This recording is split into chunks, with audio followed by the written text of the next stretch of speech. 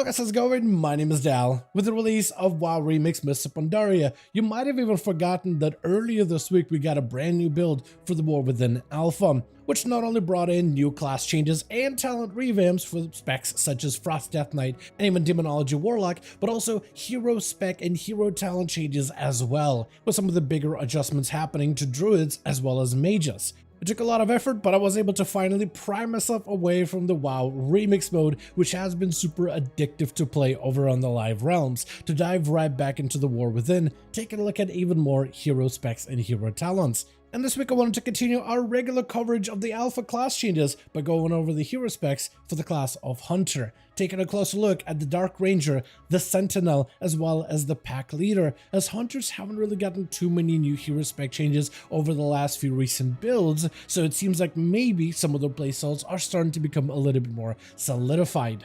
As always, if you guys enjoy these kind of class overviews over on the alpha, make sure to follow the channel. Otherwise, let's dive right in. So from the get-go, I want to start off with probably one of the most flavorful and one of the most exciting hero specs being the Dark Ranger, which has probably the most amount of flair to it, or at least flair that's linked to some of your abilities, and you'll see exactly what I mean.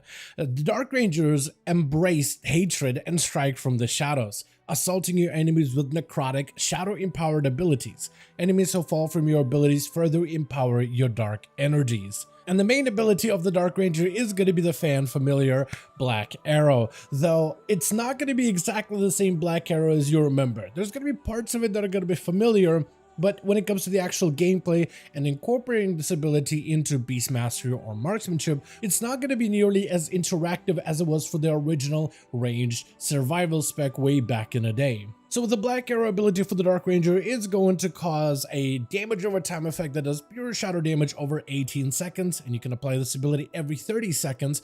Each time Black Arrow deals damage, you have a 10% chance to generate a charge of either Barb Shot or gain a charge of Aim Shot as a Marksmanship Hunter. This in turn by itself, for Marksman in particular, gives you a burst to your playstyle and changes the flow of your spec a little, not completely, but enough where it's noticeable, where you are firing off more aim shots throughout your rotation. You're spending less time trying to fiddle with rapid fire and aim shots and then having to fill with arcane shots in between. It improves the flow, it improves the damage. It doesn't mean you do more cannibalization of procs because there's all these arcane shots that are empowered that you just can't use fast enough. But the additional charges of aim shot does make you want to play more aggressively, which does feel good when we're talking about gameplay specifically. From there on, though, you get to build up on the different aspects of your Dark Ranger by embracing that Dark Ranger aspects with the right-hand side of the talent tree.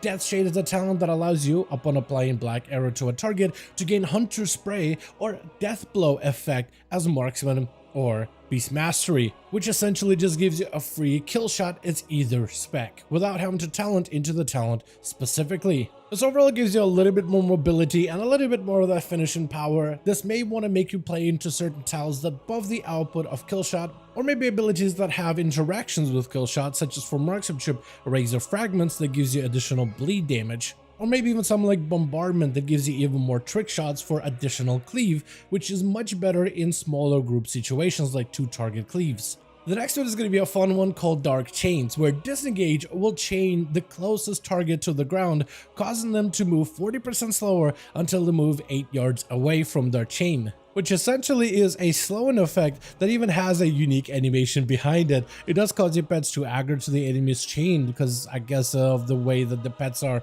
programmed around the ability, but you can see there's an actual chain animation with it. And the slowing effect is actually really nice. The additional 40% slow that happens passively is very fun to play around with. And just the visual of it is really cool. It really evokes that Sylvanas playstyle. Oh, while I'm at it, there's actually quite a few more visuals aspect to this playstyle as well. Like if I'm using my Black Arrow ability and whenever I get my resets on Black Arrow, or rather resets on my Barb Shot, you'll actually see the character emanate with this dark glow around him, which is really cool. This really evokes the whole Sylvanas aesthetic, Sylvanas Dark Ranger playstyle, this whole Maw-esque Dark Ranger thing that was developed during Shadowlands, and your character get to experience it to some degree. Although I feel like this effect kind of procs more on Marksmanship than Beast Mastery, but it still is really cool to see just the fact there's a visual whenever you do get your refund of your Barb Shot, or whenever you do get a refund of your Aim Shot, I really enjoy seeing stuff like this. From there on, further down, we have a choice node that still plays around the whole aesthetic of the Dark Ranger, either with Darkness Calls, where all shadow damage you and your pets deal is increased by 10%. There's not a lot of ways that your pets are going to deal shadow damage, but certain pets that you do summon, which we'll talk about in a bit, do benefit from this value. Or we have Shadow Erasure. Kill Shot has a 50% chance to generate a charge or barb shot when using a target afflicted by Black Arrow. I think a lot more players will actually end up utilizing this effect, especially if you end up leaning into more of those executed based talents. But the one on the left may be good. It'll really just come down to how numerically strong some of the shadow damage of Dark Ranger are going to be. In the middle row, we're going to be buffing certain aspects of a hunter, either Beast Mastery or Marksmanship, and you'll see exactly what I mean as we go through these talents. Starting off with Shadow Hounds, you might have actually seen them kind of spawning here and there. Each time Black Arrow deals damage, you have a 10% chance to manifest a Dark Hound to charge at your target and deal shadow damage. And the way these Dark Hounds spawn in right now, they have a sound of, I think, a Felguard it is from Warlocks. It is definitely one of the demons of Warlocks, and they randomly just spawn in saying, who dares summon me? They definitely took some kind of a talent or some kind of an ability from Warlocks and repurposed it for Hunters, and that's how they got this effect to work. But yeah, you just kind of spawn in additional pets. They do a bit of decent damage. They do primarily shadow damage, which is where you're gonna get any kind of benefit out of some of these talents that do empower shadow damage. And as you can see, sometimes you can just summon 2 of them, 3 of them at a time. It's a bit of randomness whether you summon a bunch or a lot. I don't know if this ability is supposed to have this much variance behind it, but it'd be nice if they at least made it so you get at least guaranteed 2 hounds every time you send out a Black Arrow or something, just like a bare minimum, so you don't get screwed over with just 1 and done. Further down though, we have another choice node which I really like, either Embrace the Shadows, where you heal 50% of all shadow damage dealt by you and your pets. Doesn't seem that strong right now. The shadow damage is very limited. Maybe they'll end up tuning it a bit, but the other one I like a lot. Exhilaration will grant you 3 seconds of survival of the fittest, and survival of the fittest activates Exhilaration at 50% effectiveness. I think when it comes to defensives and survivability, Hunter is the one class that continuously, patch after patch, expansion after expansion, I feel like ends up being one of the squishier classes, at least for PvE gameplay. Usually you end up being kind of like a glass cannon archetype. You do a ton of damage, but you can't really handle a lot of damage. Not like a Warlock, not like a Mage, not like a Rogue, not like a good portion of other classes. So survivability within these hero specs in particular is something that I've actually took a close look from a hunter's perspective in terms of I want to be able to survive better, and I like Smokescreen as an ability a lot. It gives you Exhilaration ability and opportunity to grant your defensive, which when timed correctly, 40% DR is very strong, and with the fact that Exhilaration has cooldown reduction kind of baked into it through some of the class talents, I feel like this one is going to be a very strong one in general. But also, given your survival of the fittest kind of maybe a bit of a delayed defensive, gives you that a bit of healing for you and your pet. I think that kind of a heal over time with Rejuvenating Wind also ends up being a very powerful combo. I think this one I like a lot. The other one may be better if you play maybe with a Leech, so you can get even additional Leech passive healing from your shadow damage and basic heal. But I really like the defensive behind Smokescreen, and I feel like defensively it's a very solid choice for either Hunter spec going forward. Further down we have Shadow Surge. When multi-shot hits a target afflicted by Black Arrow, you do a burst of shadow energy that erupts, dealing moderate shadow damage to all enemies near the target. This effect can only occur once every 6 seconds. And with this talent, it's a very simple interaction. You hit him with a Black Arrow, you hit him with a multi-shot, you have this eruption of shadow. It's just an extra way for you to be able to deal a little bit AoE or gain some kind of AoE value when playing this mostly single target Dark Ranger playstyle. Now the left hand side is going to be primarily consistent of damage buffs from Overshadow that buffs your aim shot, rapid fire, barb shot, kill command all by 15%. Further down another choice node with Dark Empowerment. When Black Arrow resets the cooldown of an ability, you gain focus, which seems kinda good. Or you can go for some cooldown reduction on Black Arrow if you end up afflicting an enemy and they die a little prematurely. Further down below that is Shadow Lash. When Call of the Wild is active or when your True Shot is active, Black Arrow deals this damage 50% faster, which causes all of these other effects that proc off of a Black Arrow to happen more regularly. This one is pretty good as a Beast Mastery. It simply just amplifies your Call of the Wild window. Where this feels incredible though is on a Marksmanship. It feels like you're just aim shotting back to back, and it makes that burstier combo even greater, and I really do appreciate the Dark Ranger specifically on Marksmanship from my testing thus far. Further down we have a capstone choice which wraps everything together with Withering Fire. When Black Arrow resets the cooldown of your aim shot or barb shot, a barrage of dark arrows will strike your target for shadow damage and increase the damage you and your pets deal by 10% for 6 seconds. This one doesn't seem to really function right now in the alpha, but I can imagine how good it's going to be with 10% damage buffs to target, especially when you have Black Arrow kind of ticking out a little bit faster during some of your prime cooldowns. I think this one is going to be a solid capstone once it's functional.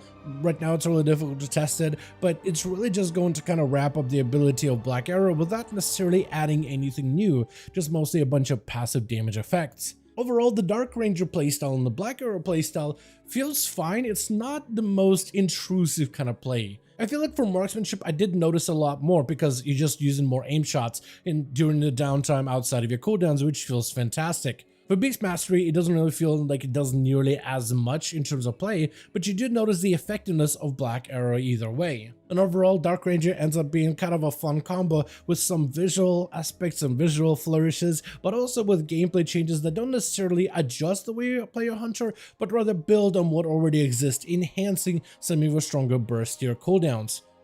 And from there on, I want to move on to the hero spec of the Pack Leader, which is available for both Beast Mastery and Survival Hunters. Pack Leaders have formed a deep bond and trust with their animal companions, allowing the Hunter and their pack to hunt with vicious coordination on the battlefield. Overall, this one is fairly passive, but there's some interactivity to it. It doesn't have nearly as much of visual splendor, but I've actually enjoyed Pack Leader so far. So the Pack Leader's primary ability is going to be Vicious Hunt, where Kill Command prepares you to viciously attack in coordination with your pet, dealing additional physical damage with your next Kill Command. So the way that it works right now is you Kill Command and you gain a buff up in the right hand side, where your next Kill Command would deal additional physical damage. When you press it, it just kind of happens on its own automatically. And then from there, you really get to build upon those pet interactions, as well as on the Kill Command interactions, and create new combos for certain abilities, such as Mungus Bite or Barb Shot. Or we have things such as Wild Tactics, where every third pet basic attack is a guaranteed critical strike, with the damage further increased by critical strike chance. Take a note of the critical strike interactions with this hero spec. Next, we have Howl of the Pack, a talent that doesn't quite work right now, but your pet's basic attack critical strikes will increase your critical strike damage by 5% for 6 seconds, stacking up to 3 times. So you look at it potentially 15% additional crit strike damage as a Beastmaster or Survival Hunter. Continuing in the same row, we have Pack Coordination, where attacking with Vicious Hunt instructs your pet to strike with a basic attack alongside with your next Raptor Strike. So you're seeing some interactions develop: basic attack damage, crit damage increases, crit damage on auto attack damage that happens alongside with your other abilities, so your pet starts to coordinate a lot of its actions together with the hunter's abilities. But from there we get to build up on the combos with Frenzied Tear. Your pet's basic attack has a 20% chance to reset the cooldown and cause the next Kill Command to strike a second time for 30% additional damage. In the middle row we have a choice node, which is mostly survivability stuff, either Tireless Hunt, where Aspect of the Cheetah now increases movement speed by 15% for another 8 seconds, which is a big quality of life movement increase. Or you can go with something a little bit more interesting, Cornered Prey. Disengage increases the range of all your attacks by 5 yards for 5 seconds, which also functions for Beastmaster Hunters as well. But for Survival Hunter, which is a melee spec, if you're trying to maximize your range, you'll basically attack the enemy from roughly this position here. But when you press the disengage ability, your range is increased to roughly about here, which is quite a bit of range against your target that you could use if you're trying to maneuver away from the enemy, like if you're trying to kite, and you want to still be able to attack the target while making sure they can't reach you. I'm a big fan of this range increase for survival. I do think maybe they could tweak on the duration of this because it's actually kind of fun to play around with. And I think this could create some very interesting situations where now you could use your disengage ability for extra range. If let's say there's a mechanic where you maybe can't reach the target regularly, but now you could use disengage so you can continue being able to reach the target, not losing uptime while gaining additional value from the way that you can use your disengage ability. The next one is going to be a defensive choice with Den Recovery. Aspect of the Turtle, Survival of the Fittest, Man Pet will heal the target for 20% of maximum health over 4 seconds. The duration is increased by 1 second when you're healing a target under 50% maximum health. This is your defensive talent as a pack leader. for the most part is just a way to maximize your emergency recovery, essentially adding kind of like a little bit weaker version of Accelerate that is added into your major defensive abilities. In the next row, we have even more choices such as Beast of Opportunity. During Coordinated Assault or Wild Call, you call on the pack, summoning an extra pet from your stable for 6 additional seconds to provide you with additional overall damage. Or you can go with Furious Assault, where Consuming Frenzied Tear has a 50% chance to reduce the cost of your next Raptor Strike or Mongoose Bite, or reset the cooldown of Barb Shot, making the ability deal 30% additional damage. In the middle row, we have Call the Herd, where Killshot deals additional 30% more damage over 6 seconds, which is going to make Beast Mastery and Survival consider picking up talents that allow you to use Killshot more regularly. The Killshot not only bleeds the target, but also increases the bleed damage you and your pets deal to the targets by 25%, which could potentially create a damage over time bleed-focused gameplay, maybe making you invest a ton into Serrated Shot talent. Or maybe even all the way into Steel Trap, but it all depends how this ability is going to be tuned down the line.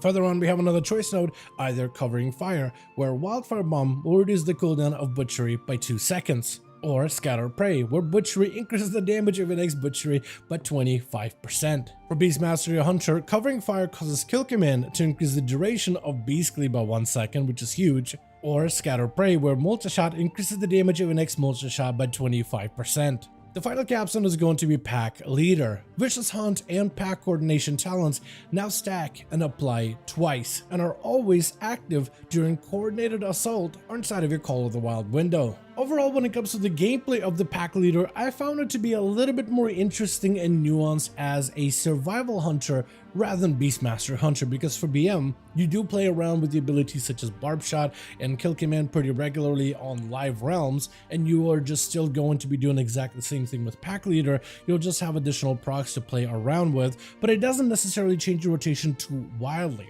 Whereas for Survival Hunter, it does open up some possibilities, and we'll see exactly what kind of talents people will end up running at the end of the day. But I feel like it could really make you play into Beast Mastery talents, into Improved Kill Command, possibly Killer Instinct, but more likely Alpha Predator, just so you can get 2 charges of Kill Command to play around the Vicious Hunt ability and how it procs your next Kill Commands to do additional physical damage. But that being said, I feel Pack Leader is very interesting for survival because of the little nuanced things that you can do with your basic rotation. How Kill Commands can help build up the damage for your Mongoose Bite, and how Mongoose Bite can then influence your Kill Command, and there's a little bit more interactivity in your basic rotation. There is, however, I think you're gonna end up playing with a bunch of weak cores if you're gonna be playing this spec optimally, either as Beastmaster or as Survival. Because as you get Kill Command procs like Vicious Hunt, it doesn't really say that you have it active anywhere in the game besides a buff at the top right of your screen. It does give you a glow whenever you do get Furious Assault, but when you get Frenzied Terror, it doesn't really tell you that, hey, your next Kill Command is going to be doing a ton of damage. So I feel like you're going to end up getting a lot of weak auras just to fill up your screen so you can track all of these abilities a little bit more carefully. And I don't really know if that's exactly the way I'd like it to go, just feeling like weak auras are going to be mandatory for a hero spec to be playable. And what I'd like to see is maybe some kind of like an in-game auras or in-game addition. Maybe like a glow for your Kill Command ability whenever you have Vicious Hunt. Or maybe like some kind of like a reddish claw glow on the right hand side of the hunter or on the left hand side or something. Just anything to indicate that, hey, I have a proc available, and just have them tied more to visual stuff that's in game rather than having to have a player go and get a weak aura so you can track the stuff a little bit more regularly. But either way, I think I like Pack Leader. I like some of the stuff it does for survival a little bit more than Beast Mastery, but overall I think it's a fair addition that doesn't change or destroy any of the previous knowledge one may have built up from playing Hunter in Dragonflight, where Pack Leader just simply builds upon all the knowledge that you've been able to collect from past expansions as a Beastmaster or Survival Hunter, which I think is good to see. The fact that you don't have to relearn the specs completely just because it's a new expansion. Rather, you take your knowledge, you carry it forward, and you get to build upon that knowledge with some of the additions offered by the Pack Leader.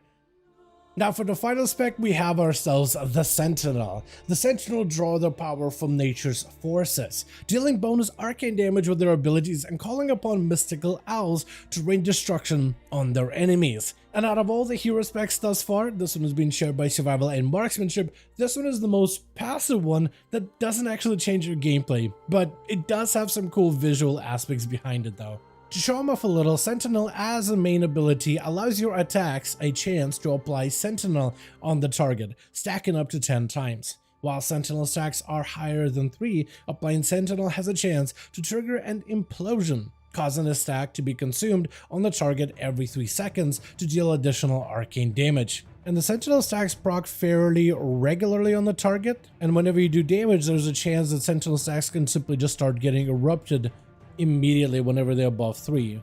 And that's essentially kind of how Sentinel works. As you deal damage to enemies, you have a chance to apply Sentinel stacks on them. There's a chance that whenever you do end up consuming one of these stacks, the stacks start to tick out, doing additional arcane damage to enemies. As you can see, some of them started to tick down, like these ones on the right, but this one on the left still hasn't procced those stacks just yet. So it doesn't just have them proccing all at once, but I said there's a chance that all of these Sentinel stacks may end up starting to proc all on their own. But that's Sentinel in a nutshell, it just kind of deals passive damage on its own. As for the talents though, they're also very simplistic, with Sentinel Precision simply buffing the damage of your Raptor Strike, Mongoose Bite, and Wildfire Bomb to deal additional damage. But for marksmanship, these buffs would be for your aim shot and rapid fire abilities. Down below that we have Invigorating Pulse, which allows Sentinel to proc you focus. The more enemies you're attacking, the less chances there are for you to gain additional focus. Down below that, we have some execute choice nodes between Overwatch, where all Sentinel devos will implode whenever the target is afflicted by more than 3 stacks of your Sentinel falls below 20% health, which gives you more regular uses. Or Crescent Steel, where targets you damage below 20% health will gain a Sentinel stack every 3 seconds. Down in the middle row, we have even more additional Sentinel stacks that can be applied to a fresh new target. Further down in the choice node, we do have some utilitarian effects such as Catch Out. Whenever a target afflicted by Sentinel deals damage to you, they are rooted for 3 seconds, with this effect occurring every 1 minute, which could be kind of useful. And then we have Sideline. Whenever Sentinel starts to deal damage to a target, it is snared by 40% for 3 seconds, offering a choice between a slow or a root effect. Further down below that, we have an AoE talent where Multi-Shot, Carve, and Butchery cause any target afflicted by Sentinel to explode, dealing additional arcane damage up to 6 targets within 8 yards. Which is a hard cap of 6 targets, I notice. Normally when we see AoE abilities such as these, we see a soft cap of 5 targets, which means the first 5 enemies inside of a trash pack will take full damage, but anything beyond those 5 targets, like target 6, 7, 8, and beyond, all of them will take reduced damage the more enemies you add to the pile. But this one has a hard cap of 6 targets within 8 yards, which is going to be a very different approach, but hopefully it'll be scaled so that the Symphonic Arsenal deals decent damage even to those 6 targets. On the left hand side, we have some defensive choices with Don't Look Back, where each time Sentinel deals damage to an enemy, you gain an Absorb Shield equal to 1% of maximum health up to 10%, which is the defensive ability for Sentinel, where others give you a little bit more snap defensives, or even some value additions on things like Exile or Survival of the Fittest. This simply provides you with a 10% Absorb. Further down, we have Release and Reload. Whenever you apply Sentinel to a target, you have a chance to apply a second stack as well. And below that, we have a new choice node which can be quite interesting, either a very bursty one with eyes closed. For 8 seconds after activating Coordinated Assault or your True Shot, all abilities are guaranteed to apply Sentinel, allowing you to build up those stacks very quickly. Or you can go with Sentinel Watch. Whenever Sentinel deals damage, the cooldown of Coordinated Assault or True Shot is reduced by 1 second, but up to 15 seconds maximum. The final capstone is going to be the only one new interaction that does actually work off of your abilities, where so far most of these other things have been passive, except for maybe some AoE damage provided by Symphonic Arsenal. Your Lunar Storm ability is going to be a capstone. Every 15 seconds, your next Wildfire Bomb summons a Celestial Owl that conjures a 10-yard radius Lunar Storm at the target's location for 8 seconds. An enemy afflicted by Sentinel within Lunar Storm gets struck by arcane damage every 0.4 seconds, and your target struck by this effect also takes 10% additional damage from you and your pets for 8 seconds. This means if you can spread Sentinel to as many targets as humanly possible from the get-go, and then you can throw your Wildfire Bomb at the target, you'll see a Sentinel Owl will spawn, start raining down arcane at the targets, causing them to take additional damage from you and your pets. And that's really the only interaction you really have as a Sentinel Hunter, is with this owl that creates this field that you'll want to keep enemies inside of. So if you played during expansions such as Shadowlands, you will be very familiar with having to keep enemies inside of this field if you played as the Night Fae Covenant Hunter. So you are going to now have situations where if an enemy simply moves out of your Lunar Storm, they don't take all that additional damage. But the damage that it does, the fact that it hits an enemy every 0.8 seconds is good, unless nobody has a lunar mark on them. If for some reason nobody has a lunar mark, the owl itself doesn't actually do any damage whatsoever, so there's actually a little bit of that inconsistency to it. But if everybody inside does have Lunarstorm, it is going to deal additional damage. This is going to be a little bit easier with eyes closed because this allows you to apply Sentinel to every target, making sure you have that guaranteed damage output. But visually, if anything, I gotta say, even though mechanically and gameplay wise, this hero spec doesn't feel like it really does, I feel like enough compared to some of the other options in the game. This one visually looks really, really good. The amount of arcane damage, the shield that you have around you, the owl that you spawn in, the rain that you drop down on the floor with the storm, all of it looks really, really, really good, and definitely visually very, very pleasing to play around with. And so far, I gotta say, even though mechanically this hero spec doesn't really do a lot in terms of changing your basic rotation as survival or as marksmanship, I do think there's some value to be gained here either way. Because damage-wise, Lunarstorm does a ton of damage. It cranks for the entire dungeon. Whether it is single target, whether it is AoE, the Lunarstorm ability is a significant amount of your overall output. And this could be one of those things where maybe the ability is a little bit overblown in terms of the amount of damage it can do right now, like it's a little overtuned. Or maybe it is intended to be basically the primary ability that you have to play heavily around with Lunarstorm, either keeping your targets in there to do full damage or not keeping them in there and losing out on the damage. Either way, I found this one weird to play around with because on one hand side, rotationally, mechanically, it doesn't really do much for you. Besides having to watch out for your rapid fires or for your wildfire bombs to proc the Lunarstorm and try to keep the enemies inside of the Lunarstorm, you don't really do anything specifically rotationally to alter and change the way that you play Hunter. See, if you wanted a very passive option where you learn the way the Hunter plays in Dragonflight, you learn your marksman, your survival, and you just want to play that in the War Within without any new additions, then this one is going to be the hero spec for you. But with that, that's going to be the entire set of hero specs with all the Hunters, and overall I liked a lot of them. And I feel like they offer quite a bit of variety, no matter whether you want to play a more passive version of Sentinel, or if you want to play a little bit more of interactive every 30-second window Sylvanas-esque Dark Ranger, which I really like visually, or a little bit more visually muted, but a little bit more interesting rotationally with micro adjustments that you can make between your and your pet abilities as a pack leader Hunter. And compared to all the other hero specs that we've seen so far for other classes like Paladins, Death Knights, Warlocks, and others, I actually really enjoyed Hunter in a different way. I like how none of them are really disruptive or add too many new complicated mechanics for any of the Hunter specs. And that's something a portion of the community really does want to see out of the next expansion in the War Within.